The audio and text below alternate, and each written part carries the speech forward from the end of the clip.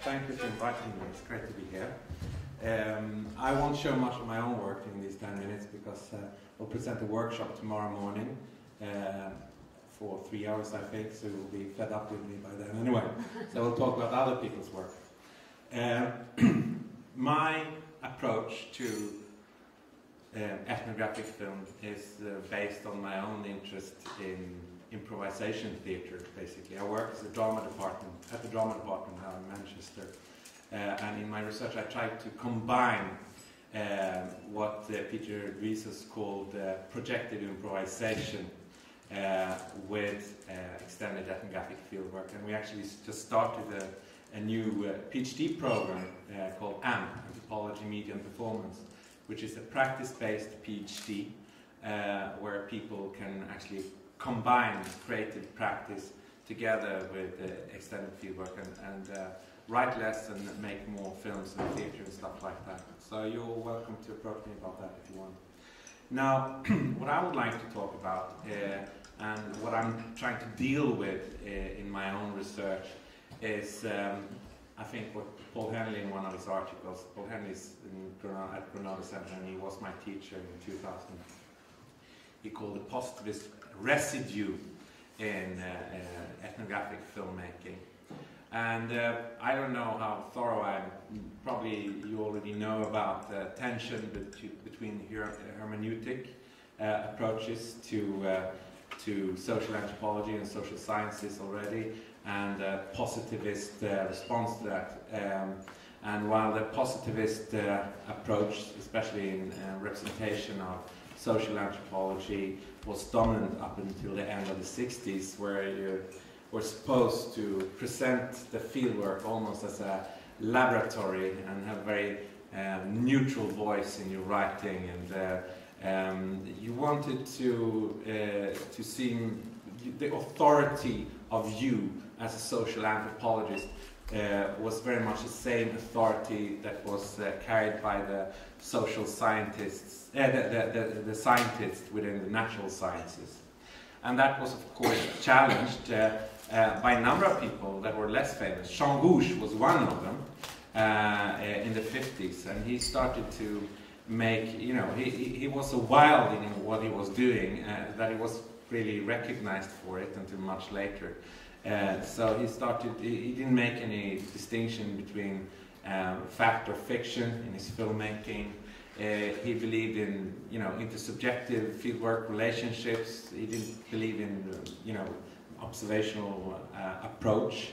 But he would have a great impact in his time on the French New Wave filmmakers, and also launched Cinéma Vérité as a documentary film style, where he started to follow people around. And he would use his camera as a catalyst to provoke situations and improvisations.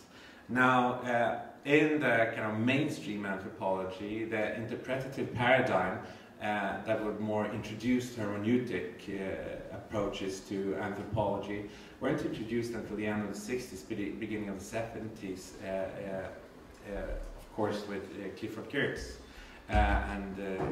when he launched his interpretative paradigm. And since then we've seen you know, the rhetorical critique of the 80s about how George Marcus and James Clifford started to speak about, hey, but look at these texts, stop this hypocrisy, and start to criticize your writing, and you know, be more self-reflexive with what you're presenting and so on. So they started to approach ethnographic writing from a more critical point of view. And this, of course, together with the postmodernist paradigm during the 90s, the Pandora's box was suddenly open, and you could experiment with all kinds of styles, and you saw autoethnographies, and you saw you know, mixes of performances and ethnography. But still, I don't think much has changed if you look at it, because this is the same kind of rigid regulations within social anthropology. So even if on the surface you're supposed to be critical.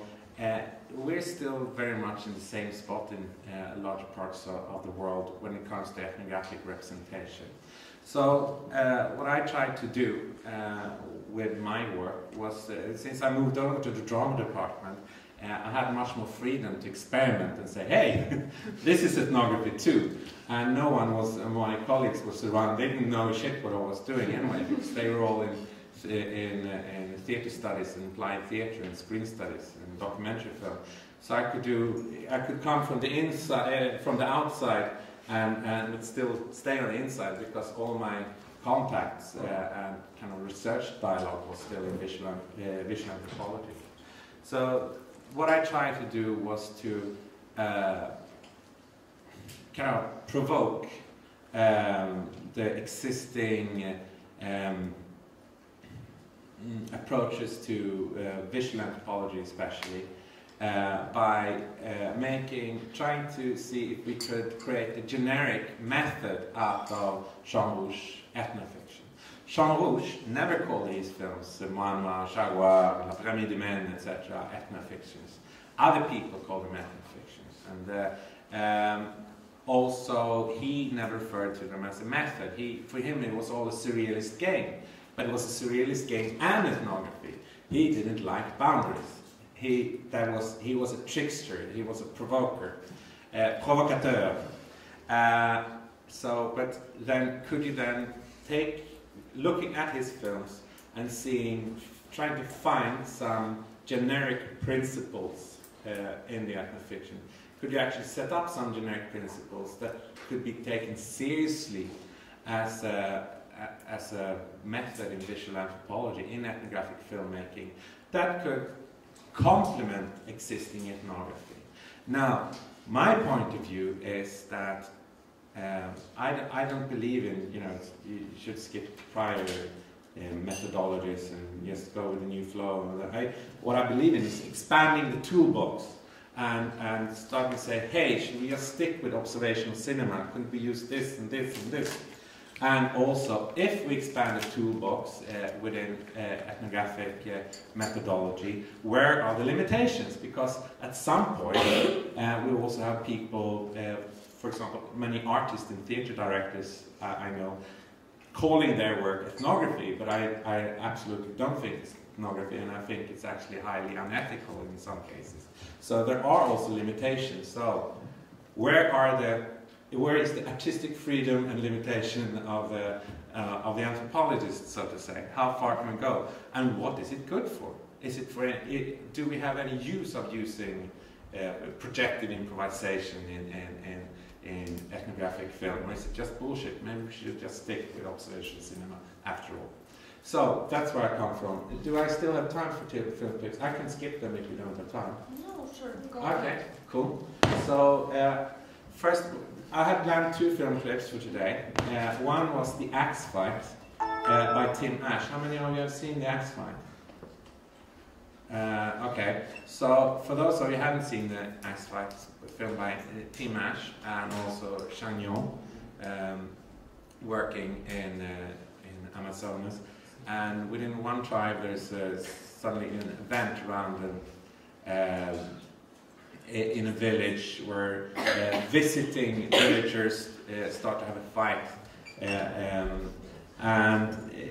because one episode leads to something bigger. Now, that's not really interesting what's in the film. What I'm talking here about is what Tim Ash does in that film is trying to replicate Margaret Mead's old dream, which was she believed in the film as a neutral recording, like more or less like a CCTV. You just put the camera there, and when, for example, when she was filming with her husband, Gregory Bateson, in Bali, she just wanted to record stuff, and then you could interpret it as fieldwork notes. Now, Gregory Bateson, he had a completely different view. David McDougall has been writing about this, so you might know about it already. He believed in the social anthropology, storyteller as well,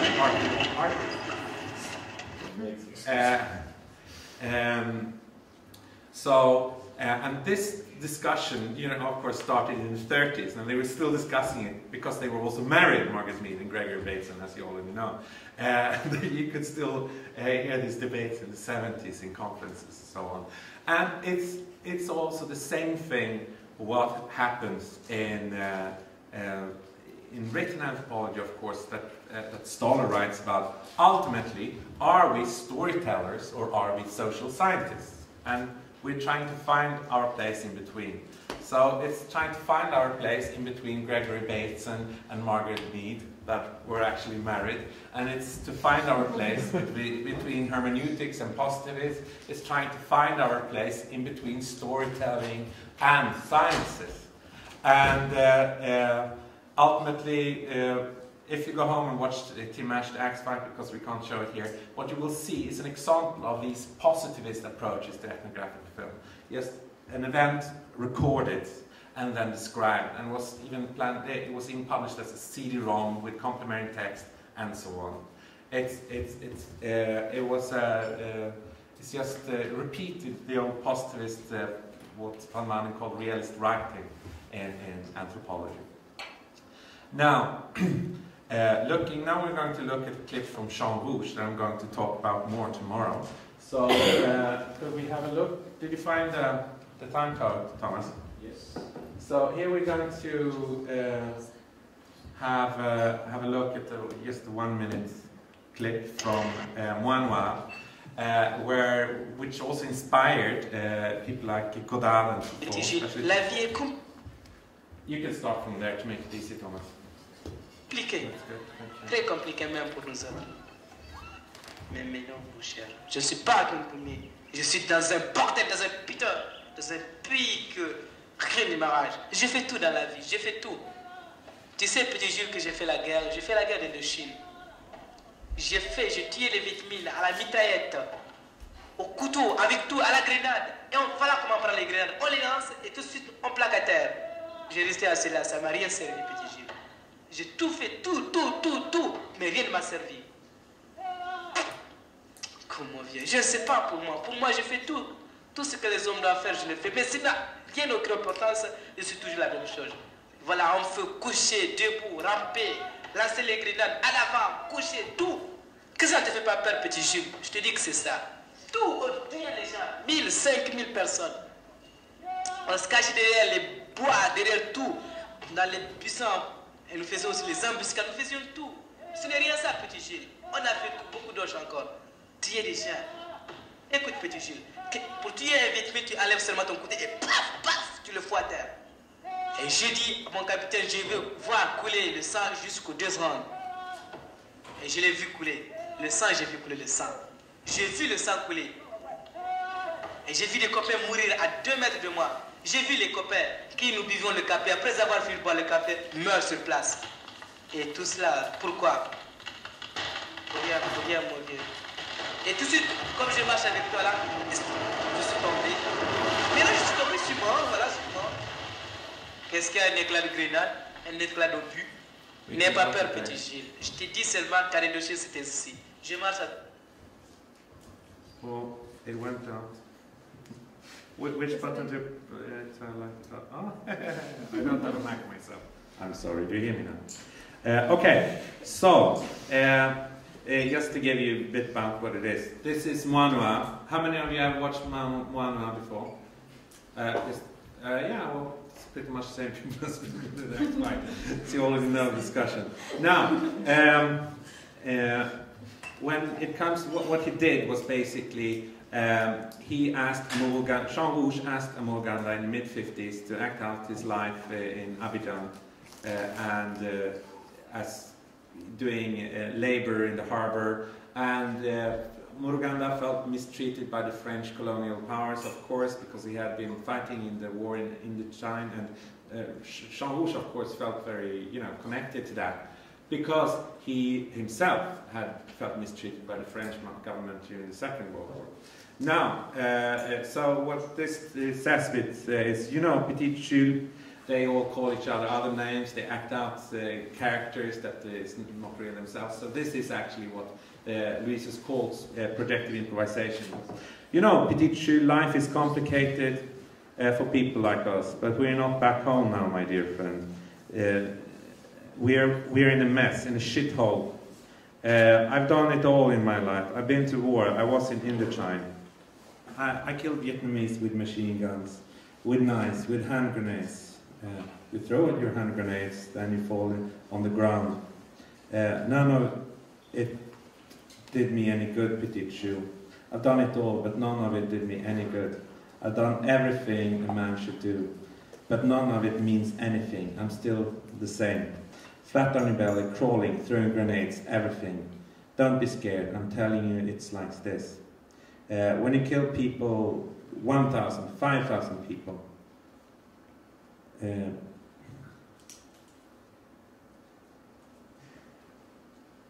I really can't. You hide between the tree or anything else, in the bushes, and you lay ambushes. There is nothing Petit Chou. We kill people. Well, I stopped there. You get the point, I guess. I'm sorry about the mess up with the text. Anyway, this is what we call projected improvisation. And if we have time, could we show a clip from To Live With Hurts now?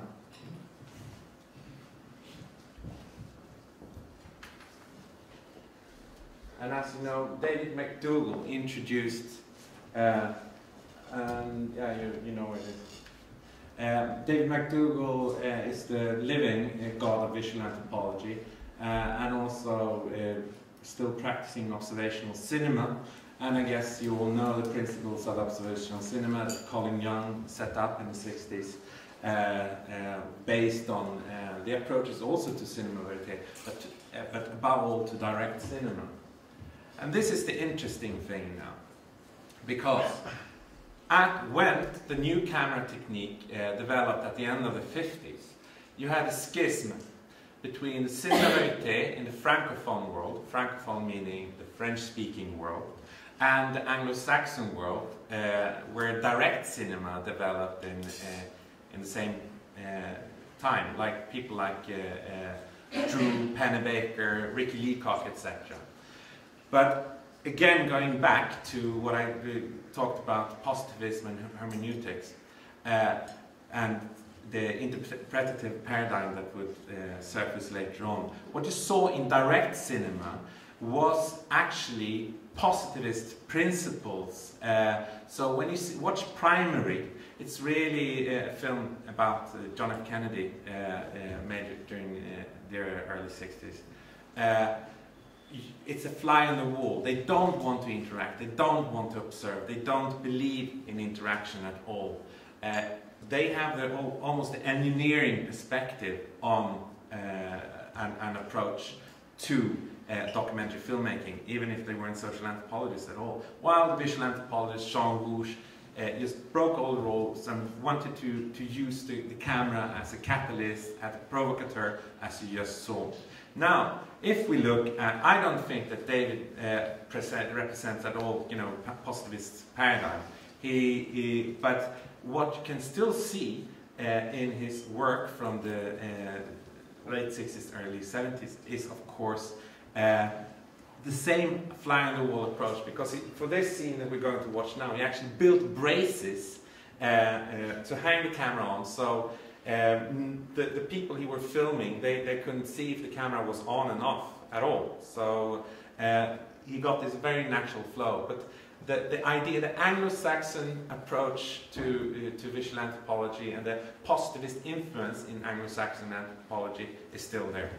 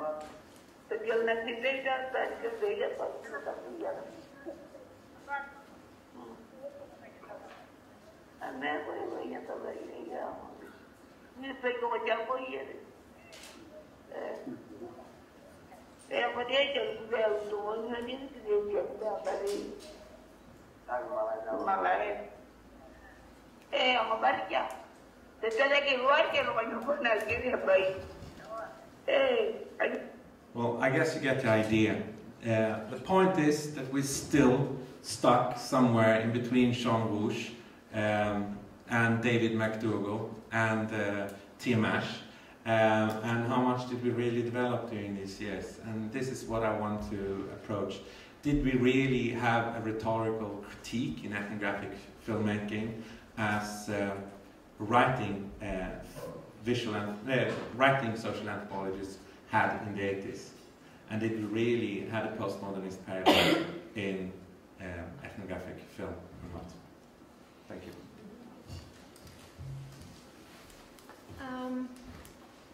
I would like to just add to the video on Jean Rouge that viewers, the audience here in the Czech Republic and Slovakia might encounter a copy of this film of Czechoslovak version, even a socialist one, where the principle and the basic Rouge concept was very much destroyed, where commentary, Czech commentary is used about power of workers fighting for their rights and freedom and liberty, and actually negate kind of, there is like a, I would say the commentary is overlapping the self-reflexive commentary of the main hero, because the main principle that Rouge actually used was, on one hand, yes, this intersubjectivity and shared anthropology partagée, but also the commentary of the main hero afterwards, when the film was already edited. So this was kind of destroyed in the Czechoslovak version, so be careful when you actually watch this film.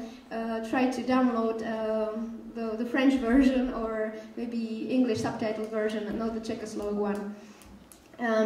So I would like to turn your attention to several topics that kind of disturb me, plus that I'm focused on, not just when making films, but also when thinking about films or writing on visual anthropology.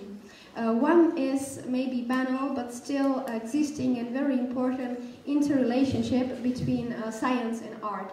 Maybe it's slightly also connected to the discussion that Johannes brought up within the hermeneutics and positivism. But I would like to stress that many anthropologists see even ethnographic films as pure scientific products. At the end, we get films which are not watchable, which are boring. Here is something that we can talk about. It's this relationship between art and science.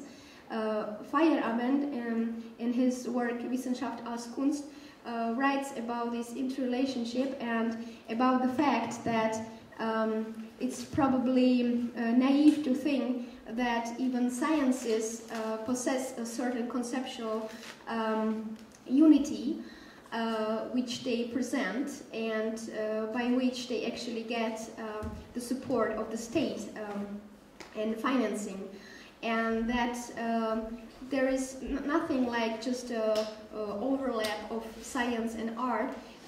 There is interrelationship, and in most cases art is actually leaping forward in front of the science, just because of breaking the rules or trying to just step on different terrain or field that is not tried out by the scientists. I think that when Johannes was talking about Jean Rouge, this was also the case. Actually, when you were in France, you don't hear about Jean Rouge as an anthropologist writing on migration, for example, although he led a big project in Africa on migration with a huge survey, with many assistants and people working for him.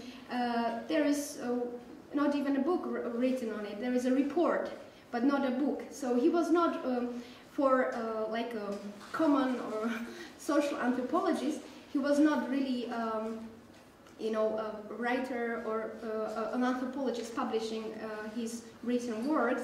He was really more a filmmaker and organizer of ethnographic film or cinema festivals, etc., institutionalizing this cinema in France. So this is another problem. Another thing that I would like to stress is also Johannes mentioned it, is interrelationship between ethnography, film, and surrealism. James Clifford writes on it in several of his works, and I think this is a very interesting thing what happened and phenomenon which happened in anthropology and arts in 20s, 30s, 40s in France or overall in Europe, when really ethnographers, anthropologists like Bataille, for example, were personally and professionally interrelated and connected with artists like André Breton, etc. And yes, there were different foci and maybe slightly different interests, which James Clifford also states in his quotation. To state the contrast schematically, anthropological humanism begins with the different and renders it through naming, classifying, describing, interpreting, comprehensible.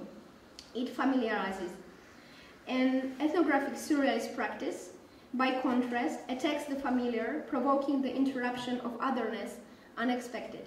So the focus was very different, and the relationship to other or to exotic, to different, was different. But at that time, they worked together and they created, you know, very interesting discussion, I think, for that time of being. And some of that discussion, I think, is applicable to cinema now. And the third topic I would like to stress or turn your attention to is also the way we think and write about ethnographic cinema or cinema in general. Film studies and even anthropologists writing on film, including actually David McDougall, are very much focused on cinema from the linguistic point of view. The linguistic turn was very much important in social sciences, we know that. But we also know that film is not just language. It works not only on iconic and symbolic level, but also on level of pictorial, perceptual, and cognitive level.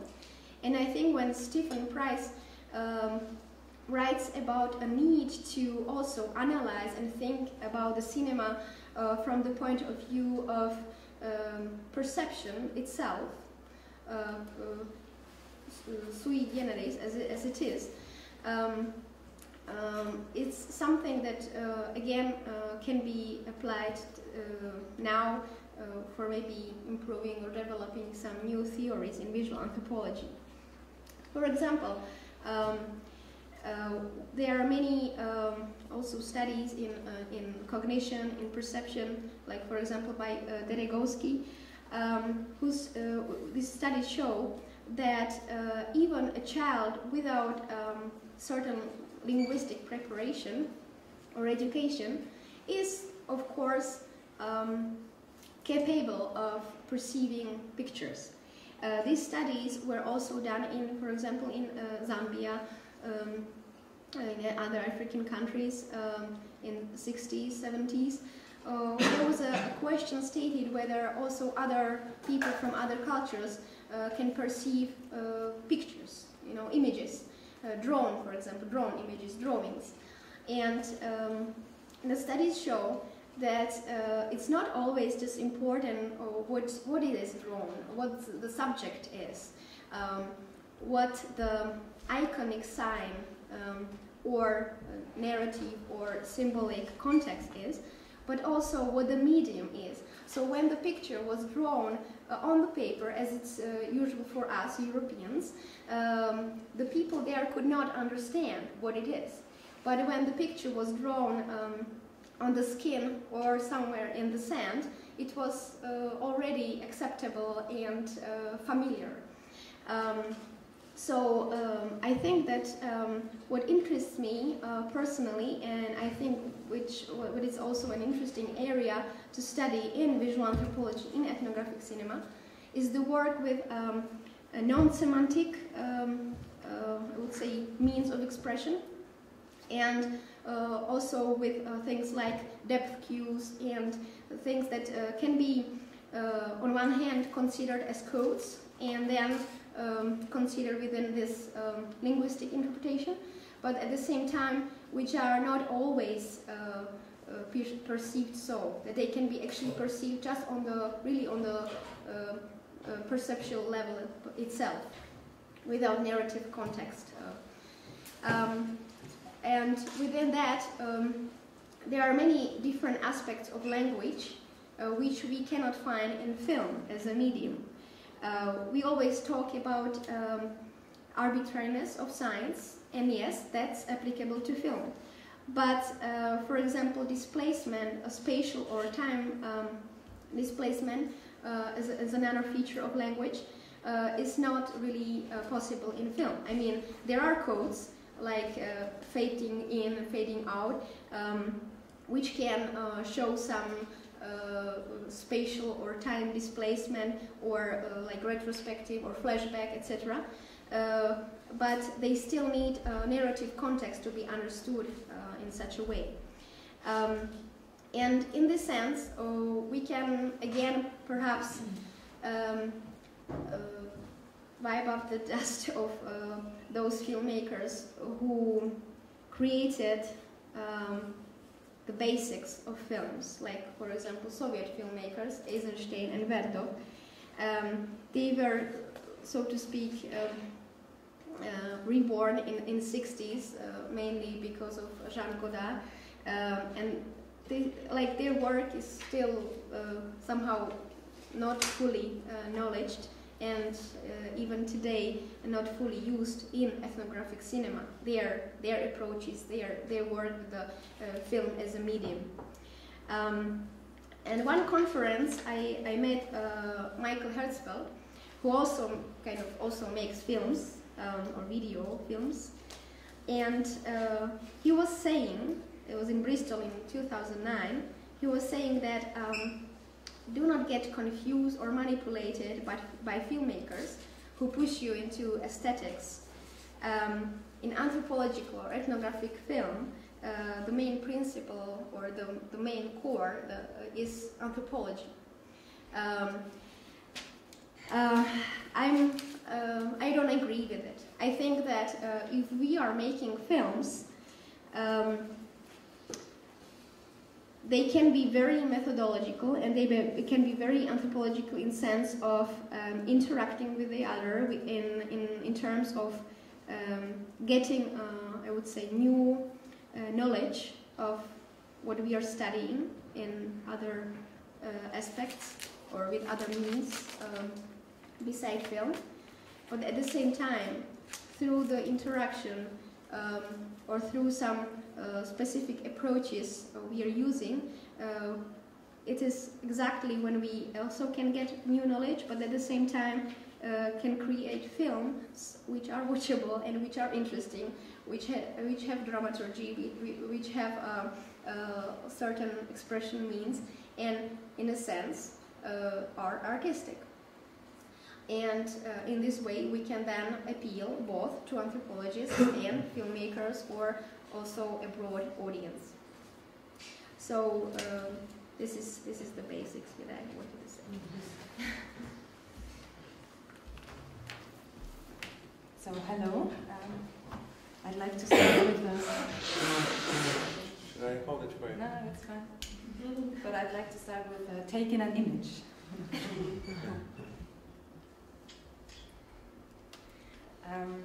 Thank you. I'm here as no, that's fine. Well, I basically got invited to this. I'm very happy to be here, by the way. Love the little film festival. I'm here basically as a delegate from the Etnografický Film Festival in Vienna. We exist since 7 years, I think it's the 7th year now. And we've been steadily growing, which makes us very proud. And this year, if you have a chance to come to Vienna, it's from the 14th to the 17th. Or maybe consider if you're a filmmaker yourself. May, yeah, May, sorry. To attend to our call for films for next year maybe, or yeah, check out the homepage, is etnografický.at. Anyway, why are we doing all this? I think we all here and we engage in this discussion because at the heart of everything that we do is ethics, and is a relationship, is a responsibility to bring the insights that we gather as anthropologists to a larger audience. And this has been tried to achieve in many ways in the past, but I think we have to face certain new challenges, and this has been mentioned already in the past 2 decades, let's say. But with the growing, new technologies, new media, a whole field opens up, which is the internet, and it's a vast amount of how information can travel and how we connect people. And there is a broad range of new media through which people learn to reconsider themselves, their culture, learn about themselves, how others perceive them, and also find a new basis to represent what is important to them, and to find an audience to also fight for their rights, which is, as you know already, a huge field for indigenous studies, of course, and for indigenous media. So I think, to paraphrase Erickson, Thomas Highland Erickson, he said, anthropology can have the chance to change the world, but so far it hasn't. And I wonder why is that the case, because we do have a huge potential. And actually, I had this very interesting discussion before, and I was amazed to hear that actually in a country like Spain, where everything we hear is crisis and problems and huge unemployment deficit and unemployment problems. So that there is a project taking place where actually anthropologists work amongst other organizations and firms and spread our knowledge and spread the insights that we actually gain through working with people, through studying people with the methodologies that we have developed over centuries. And I think, well, it has already been mentioned, of course, already, but the questions that have always been present were those of authorship and those of a narrative. Which narrative structures can we provide and can we find and can we develop in order to reach an audience that expands the, to be fair, very small and sometimes also very ignorant scholar circle. And I think this is what our duty is, but what can ethnographic film or ethnographic documentary, for that matter, or whichever format it takes, what can it do to achieve this?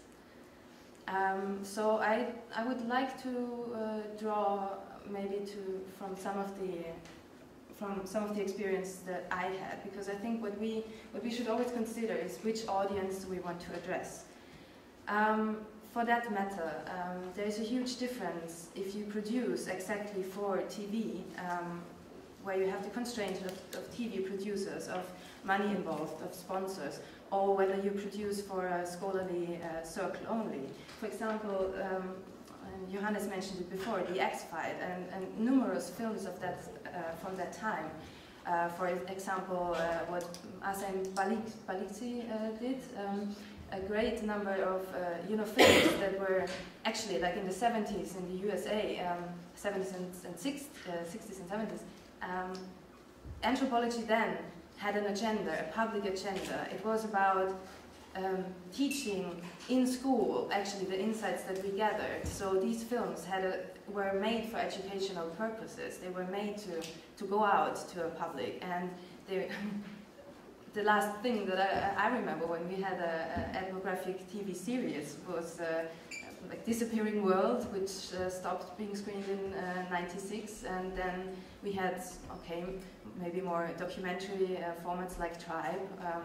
In Europe we still have Arte, which is a great television station who produces a lot, and I don't know what the situation is like here at the moment, but TV, now that these programs have stopped in a broader, being screened like it was before, maybe prime time on the one TV station that you had. Yeah, this whole agenda basically was turned around. So the internet opened up, and a couple of years ago there were projects, for example, by Michael Wesch. I don't know if you heard of him, but then Shay Ruby also did CD-ROMs, where what they try to is to provide lots of material, like pools of material, where students and people who are just interested in the subject could basically scan through this material, get back to the original resources, and are not squeezed into a certain format which the filmmaker or whoever, the anthropologist decides to choose. So there are all different ways to get around this problem of which narrative do we choose to address an audience. And maybe we can, I'm going to show you now just a second. I've been working in Australia did research there amongst, in northern Australia, in Arnhem Land, basically. And when I got back and I was invited to join this film project, so Australia, the indigenous people have been fighting for 60 years at that time in order to achieve independency over their country, over their land, to have ownership of this land, to free themselves. There was this whole stolen generation, a huge Aboriginal kids were basically torn apart from their family, and so they were disrupted from their roots, basically. So this anthropologist who I was working with, she got adopted. She was working in 2 Aboriginal families for a very long time, maybe 10 years, and she got adopted into their kinship structures, which basically is a way for them to know how to address a stranger in the community. But in this understanding, she was part of the family then.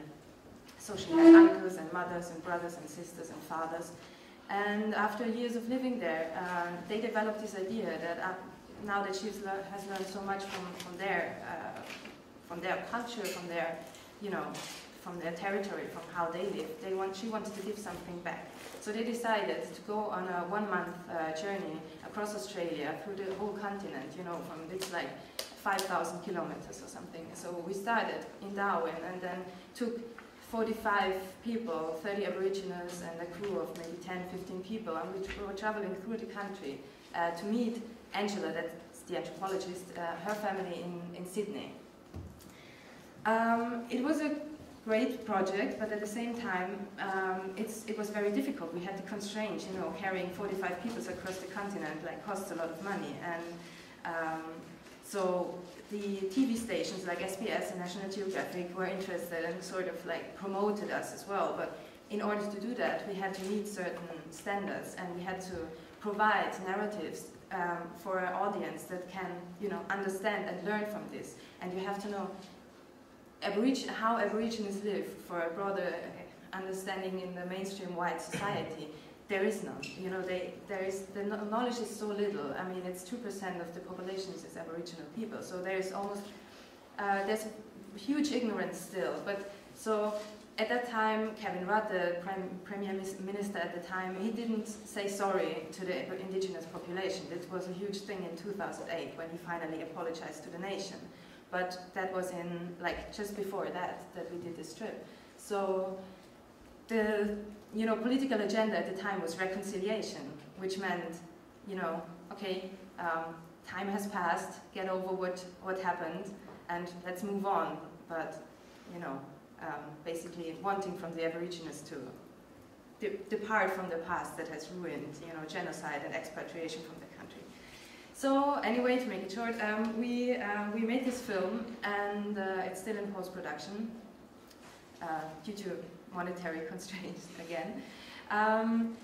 But I show you bits of pieces, and then I talk to you just a couple of more minutes about the problems that you're facing as a filmmaker when you're, even though you're like trained as anthropologist, you know a lot about the culture you live in. You still have to convey it in a sense to an audience. Yeah, makes sense. Okay, Thomas.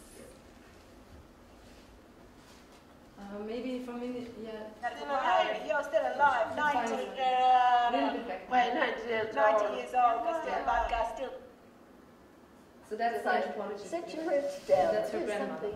So, but she survived with the fairies. Sydney, you're going to meet my grandma. You're still alive. 90 years old, but still a bad guy, still teeth meaty. You walk. Yeah, yours are real still, aren't they? Are they fake? Yeah, I've got this one here. I'll show you. Here, I've got here. This is the culmination of many years for Angela of a dream. It's really important. So, yeah, apprehensive but excited. What about you, Robert? I'm Robert Glass. Dona brother Martin Billy Ngara read the adopting now na Pangalican Naga Bangading. Okay, so this is she's. Family rally Martin. I think it's very unusual for a white Australian to be adopted. Okay, so basically.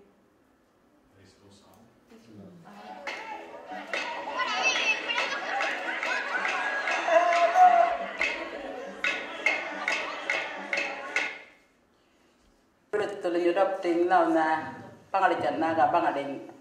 Is it okay? I was trying to put it back, but. Oh no, okay, that's fine. So, but just leave it for a little bit longer. Family rally Martin. I think it's very unusual for a white Australian to be adopted.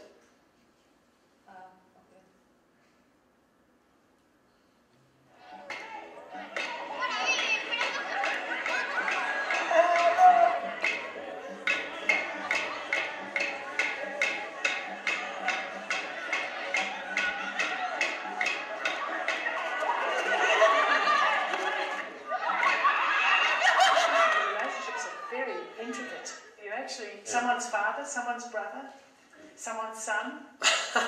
My mum even got a little bit sort of jealous or upset, like when I first started saying my mother or my father or whatever. She said to me one time, "I'm your mother," on the phone, like hurt. One of my sisters from Ramingani said, "Yakasang, real family, we're your real family," Yes. Okay, birth family. Yes, they certainly believe that. Your husband is my son. Right.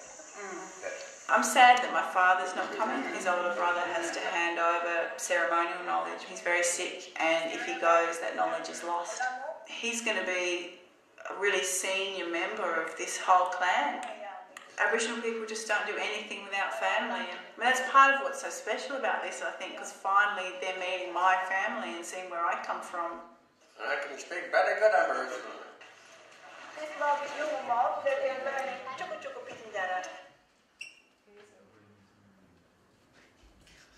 So this is not the real film. This is just like to promote the film to. I used to laugh and be like, I'm not going to be a white slave, but so many people are. Like, if they take people out bush, they do everything, they get fighting, they do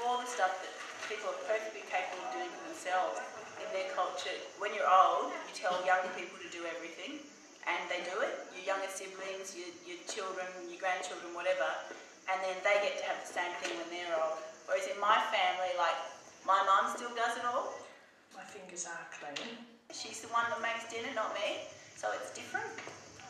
I'll see you when I get back. With Mummy. You'll move the mine, take on the money, so they will work. So you can see a little bit about the relationship between her and these families, which was very intimate. But then she got adopted into two families, one from central Arnhem Land and one from central Australia, which is one in the middle of Australia, one in the northern part. Very different from each other, and they both went together on this journey, connected through this one anthropologist. So then we had to face this problem of, okay, we have to convey a sense of this is part of Aboriginal life, but what is Aboriginal life? Who are these Aboriginals? There is not one way to define them. It's a broad variety. They speak different languages, they have different backgrounds and cultures, and they had different contexts with missionaries and stuff. So you had to find a way around this. And then the real problem for me was like, this is always part of a bigger discussion about how do you want to represent yourself in a context where who you are actually defines your rights. Aboriginal people, if they claim land, they have to prove that they are from this land, which they do by telling stories or singing songs that connect them to the country. So in actual law cases in the court, they have to perform their authenticity, they have to perform the indigeneity, saying this is who we are. So there's a whole context where anthropologists work with them in order to help them to achieve these cases and win these law cases. But then, making a film like this, you could see how much of a problem it is to be somewhere between this traditional and modern lifestyle, and between, we have our roots, but at the same time, we can't be blamed if we have lost some of our, what's used to be a definition for Aboriginality. So, yeah, this is just some of the problems that we encounter when we do ethnographic films, and I think, well, you all probably know this, but I think in film festivals like this is a very good way to promote insights, sensitive insights and ethics to a broader audience. But we have to reconsider also other approaches, like the internet, like platforms, where people can more interactively, more engaged, participate in the images that they want to, circulate in the world. Okay, thank you very much for your interesting opening speeches. I'm totally overflooded, and it's very difficult to start posing questions now. However, I have to, and I will start with a question which is hated by all visual anthropologists, and you probably know what it will be. And it will be, of course, what is an ethnographic movie? You talked about a couple of interesting problems and sort of tensions which are connected, from my point of view, to ethnographic movie. Tension between fact and fiction, science and art, semantic, non-semantic, anthropology and aesthetics maybe, and also all of this connected to the problem of finding your audience and reaching to an audience which is either very specific or wider. So, in relation to this, what is an ethnographic movie? What is, from your perspective, relationship between ethnographic movies and sort of general term of documentaries? Is there a difference? And, well, what is the relationship between these two? If you can comment on this, maybe in sitting order or whatever you prefer. Well, I don't have any answer to that question, unfortunately. Or maybe that's something good, actually. But I will try to answer what I think on that. Can I also kind of respond to... Sure. Because there were so many interesting things that came up in these discussions. So what is an ethnographic film? Well, I can only see some kind of approaches, some tendencies. First of all, it's audiences and economical restraints that you mentioned. If you make a film for the television, you have to get very good audience ratings. Yeah? So you're governed by what the audience wants, primarily. You're not governed by what the informants, what the participants think about the film. You maybe have in a film, so difficult to give a kind of generic number of weeks for a documentary film, but maybe for a television documentary you work in the field intensively during 3 weeks and you desperately try to get together a good story. So the story is prioritized to make an interesting case to inform the audiences in one way or the other. Now, what happens then is that you don't have the opportunity as a lonely person working in the field for 1.5 years to reach a certain form of intimacy with the people you're filming. So what mostly happens in ethnographic filmmaking is that technical aspects of the filmmaking are not that great. But on the other hand, you get the opportunity to get close to people because you hang out with a group of people with a camera for such a long time. And you don't have the restraints of presenting your film to an audience that shows, good audience ratings. So I would say, from my point of view, those are different tendencies with regards to aims and objectives, of course, what you want to tell. You can. I will speak more about this with regards to who are you making the film for. Are you making the film for yourself? Is it yourself the primary audience, as with the case of the artists, for example, partly in the case of Jean Rouge. He said, I usually don't give a shit, I make a film for me, and then maybe for the people in the film, and then maybe if someone wants to watch it. While most journalist documentary filmmakers I know, they make a film for the audience. And then you have the other extreme, the participatory video filmmakers. Maybe you could mention yourself among them with regards to your project, where you make the film primarily for the participants of the film, for them to kind of develop new perspectives, facilitate actions. Is that an okay answer? Can I also go on, responding shortly to what you said? But please shortly. Please shortly. Okay, I'll just say one thing. I think it's time to move on from this discussion if we can use film at all in social sciences and the arts, because many other conservative academics are going to be backstabbed by their own kids in a couple of years when they wake up and realize that every 8-year-olds are running around with a mobile phone, with a camera in the streets, and publishing films on the internet as part of YouTube, already having a visual dialogue together with each other. There's, the visual, the audio, and God knows what comes next. It's already there. It's already part of the discussion. So if we're going to get stuck with the text, it's really of no use. The challenge instead is to find the function. What's the function of a film? Well, what's best? Again, the toolbox. So I want to show this. What should I can be precise with the written language, so I can use the written language for this. If I want to show someone's imagination, maybe I ask them to act something out and provide a reflexive context to it. Think freely. What fills the function for different projects? Thank you. Jarka, if I can ask you again, what is an ethnographic movie? You said that it should disseminate some knowledge, but it shouldn't be boring and ugly. Can you reflect on this? Not just disseminate, it creates new knowledge. I think it opens up new ways of thinking.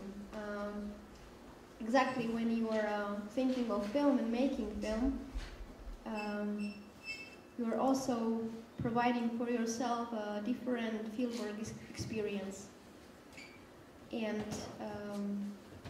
the basic tension I've experienced myself, and why some of my films haven't turned out to be very well made was that I was not able to reconcile the tension between concept terms and experience, filmic experience.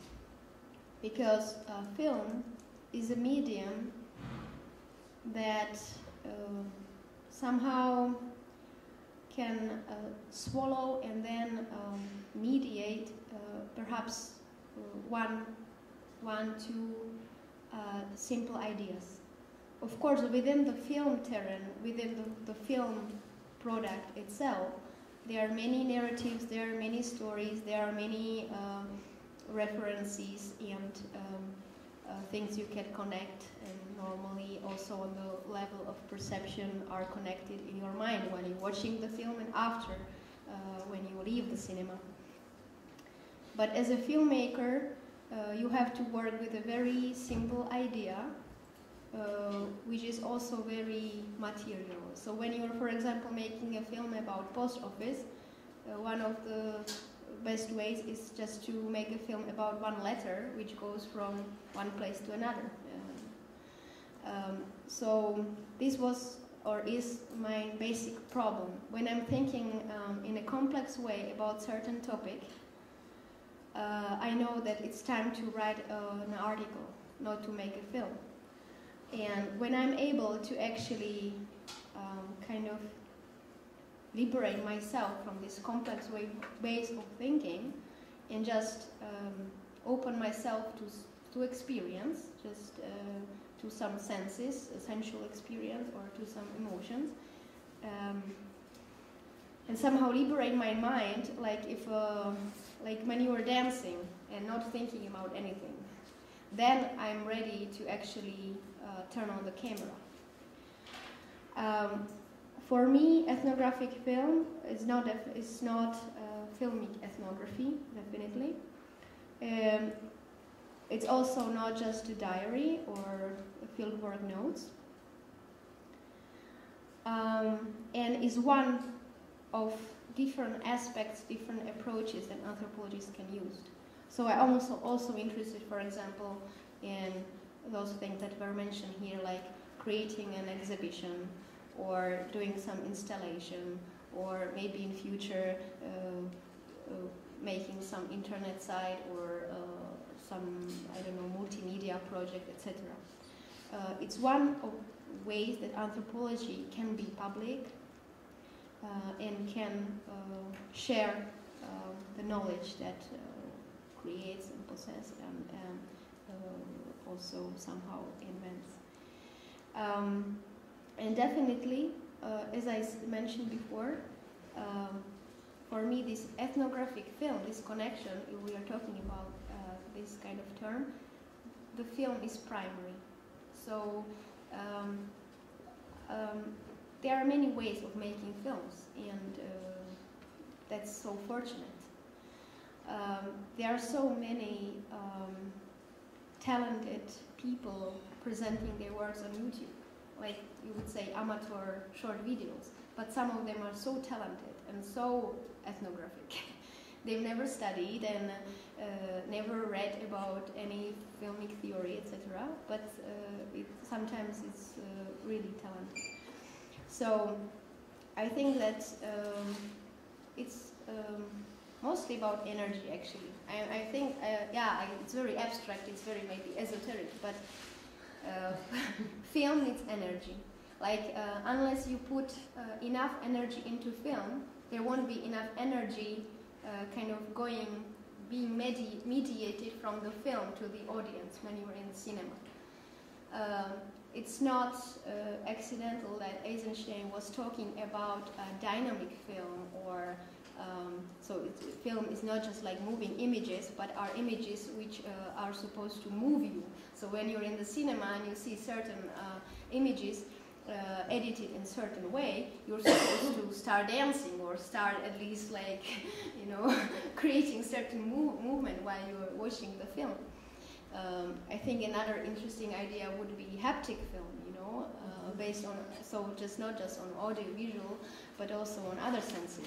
etc. There are many ways, and I think the more open and more creative the pool for ideas and practices in ethnographic, documentary, or other filmmaking is, the better. Plus, there is another interesting concept in the Czech documentary cinema. You probably know Jan Gogola, documentary filmmaker. He's talking about not documentary, but about dokumentální, mental, like mental within docu. So it's mostly about thinking and what's in your mind. And I think there is, the thinking is in heart, not in mind. So when you are actually making the film by and through thinking with your heart, then the result should be interesting for the audience as well. I'll make it really quick. So, yes. Maybe anthropological video game for PlayStation. I would play why that. Not? Yeah. It's interesting that you mentioned the dance, because this is what we are taught by one of the lecturers who teaches filmmaking. And he always says, like, making the film is dancing. It's Andy. You don't agree with me? We can talk about that later. Well, yeah. Anyway, but maybe what you call energy, I would probably, if I would have to break it down, I would maybe say it's to convey to the audience, to the viewer, a sense of taking part in the perceptual horizon that the people that you're filming, your subjects, that they have at a certain time being, at a certain, time and space in a certain society in a given moment. So, yeah, I would have no answers to that. I would say there can be many formats, but we mentioned it before, and I think maybe one big difference to the way documentaries are made, like largely for TV or even feature films, is probably, and I quote Nichols, is rather than seeking to make strangeness known, we seek to know strangeness, which is a bit of a encounter with the unknown, but then get to have this convey to the audience this feeling of taking part in a transcultural experience that the ethnographer had in this moment. It all evolves around this subject. So, yeah. Thank you. I would like to go back to several issues you were talking about in your short introductions. Jarka, you mentioned Michael Herzfeld. You met him and he told you do anthropology and don't concentrate on aesthetics, etc. And Johannes, you told us that you don't want to define what ethnographic film much about, but still you mentioned that there are some films you don't consider to be ethnographic, that there are some films that you consider unethical, and what I would like to ask you is, are there any rules that you follow which make your films still anthropological or ethnographic, although you think that there should be films, first of all, but still they are ethnographic films. What makes your films ethnographic? What are these rules? Is this rule that should they be somehow theoretically based? Should they be somehow exhaustive? Do you consider issues like holism in your thinking about filmmaking, etc.? So this is basically my question. What makes your films ethnographic? Thank you. My limits of my ethnographic filmmaking are the limits of my filming language and non-language. To paraphrase Wittgenstein. So, of course, there are ethical issues which I don't like to talk about because it's a huge debate, and I do sometimes do things that are normally not that ethical, like well, not using hidden camera, but like taking video. Like people see me to take video, but they sometimes don't say stop. And then only afterwards I found out that they actually didn't want to be, filmed. So then I don't use the material, for example, etc. There are many issues. I would say that as film and filmmaking is in any point, it's a selection. My thinking and my sight and ways of seeing are ways to select, and they are selective. And then it's also a question of focus. I think when I'm much thinking about other as other, or about myself as other, and kind of trying to take the position of othering and looking at myself or at other people as other. I know it's issue that is already reconciled or somehow overcome in anthropology, and it's already a story of other years of the past. But for me, it's still so. Like I made one diary, kind of a film like a diary. I consider it to be ethnographic, although it's just me trying to reconcile with some relationships being in Paris. But I do think that it's ethnographic film or auto-ethnographic film, and I really enjoyed making it. And then any film that or any video or anything that I do in the field work is for sure ethnographic just because of the context. So focus, selective thinking, and context. These make the thing ethnographic. And last thing, maybe like if there are any specific approaches, even like let's say aesthetic or technical approaches, which are solely ethnographic in relation to film. I think these are again more contextual than aesthetic. Like anthropological filmmakers still are inspired by filmmakers rather than other way around. Although yes, Jean Rouge is an example when he, as an anthropological filmmaker, really influenced and inspired a documentary and also fictional or feature filmmakers in France, for example, or in the whole world, I can say. But there are not that many examples of that. Even David McDougall, yes, he's famous, he won prizes, etc. But there are not many filmmakers who know him, unfortunately. Well, I boiled it down to one, which is whose voice is it? Especially when you work on the borders with art and artists. Many other people applying for AMP, for example, drawing on creative practices and extended ethnographic fieldwork. They come, if they have a background in art, it's almost like I have to make very clear from start whose voice is it in the work. If it's going to be anthropological, you have to focus on their voice, and that has to be always your primary objective. And voice meaning, of course, going back to Malinowski, native's point of view, however anachronistic that might sound. But I still believe in it, in a sense, that you always have the ambition and try to do your best to represent some other voice rather than your own voice. And this is problematic, it's always there, so it's a constant struggle and ambition. In AMP, for example, and this is, when you open the Pandora's box with regards to methodology in ethnographic film,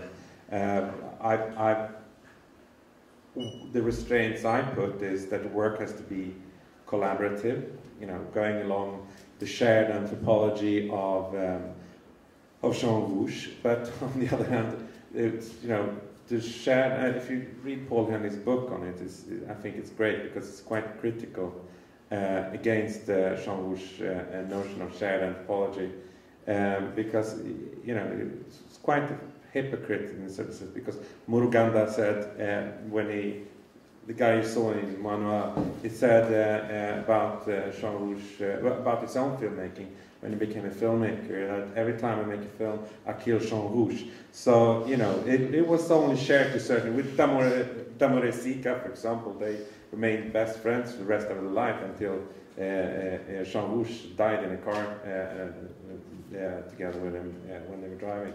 Well, Damoresika survived. But so the collaborative partner also brings in the ethics, of course. I don't believe really in collaborative, even if I use that word a lot. I don't believe in participatory as a notion. I believe in negotiation. I believe in sitting down with your with the protagonist, saying, okay, so what do you want out of this project? So I want this out of the project. Okay, so here we start, and now we negotiate. We clear. We don't, you know, try to have this happy-go-lucky. Yeah, you know, we're going to make a film together, and it's going to be so good for you. You know? It's just bullshit. I'm going to take of your time. You know, if it only was observational cinema, it's okay. You follow people in their lives and all that, and of course you intrude on their integrity. I would say there's no filmmaking that is not intrusive on someone's integrity.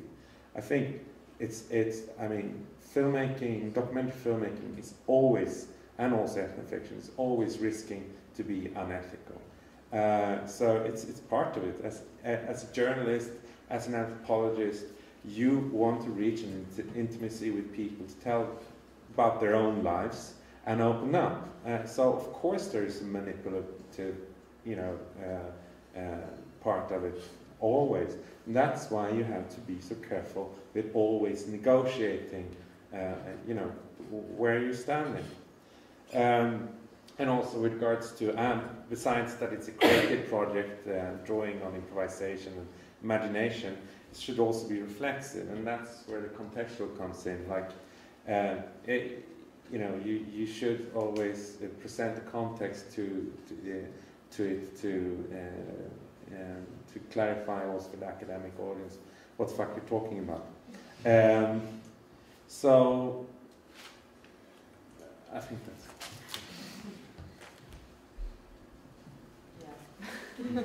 You said very important things, yeah, and I think the main aspect is responsibility as a filmmaker. So whenever, how much you negotiate, how much you find a way that combines different perspectives, you as a filmmaker have the full responsibility for what you're doing, and you have to stand up for it. I think where the subject becomes a different one is if, for example, indigenous people make their own films, is this still ethnographic film? Does it need an anthropologist, a trained anthropologist to do that, or is it valid just because it is made by indigenous peoples about themselves for a larger audience? So, yeah, but that's a whole different, very broad subject. That's very interesting. Thank you very much.